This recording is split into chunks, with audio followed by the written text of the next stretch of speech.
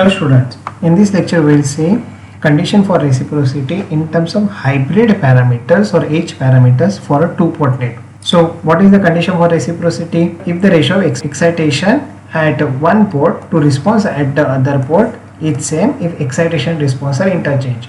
और मैंने ये भी बताया कि what do you mean by excitation? So that is nothing but application of voltage, and what do you mean by response? So that is nothing but the current at the other port. Okay. So we'll start with the derivation. So ये तो hybrid parameters है V1 and I2 in terms of I1 and V2.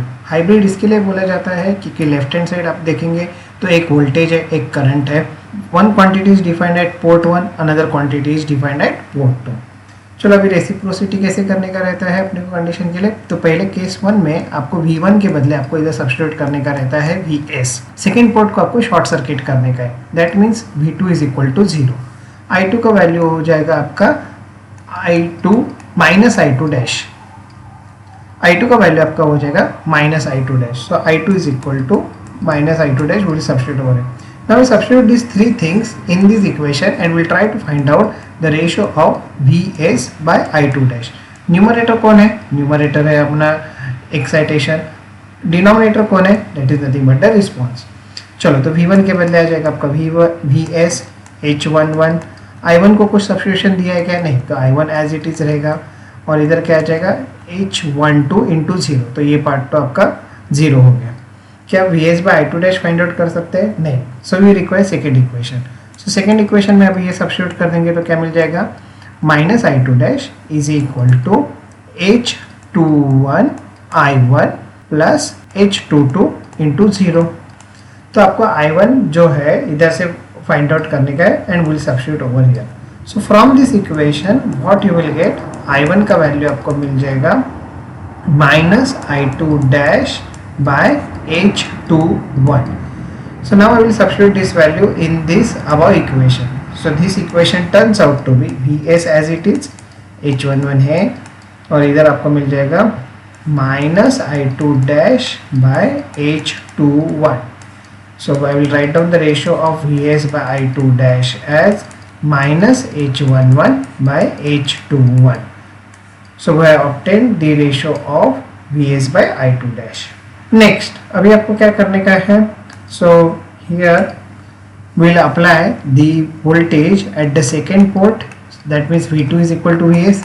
V1 के बदले क्या आ जाएगा इधर आपका 0 because the port is short circuited. और इधर करंट रहेगा that is nothing but I1 dash. And what is the relation between I1 and I1 dash? They are related with negative sign because they are flowing in opposite direction. Now will substitute this three things in this equation and will find out the ratio of Vs by I1 dash.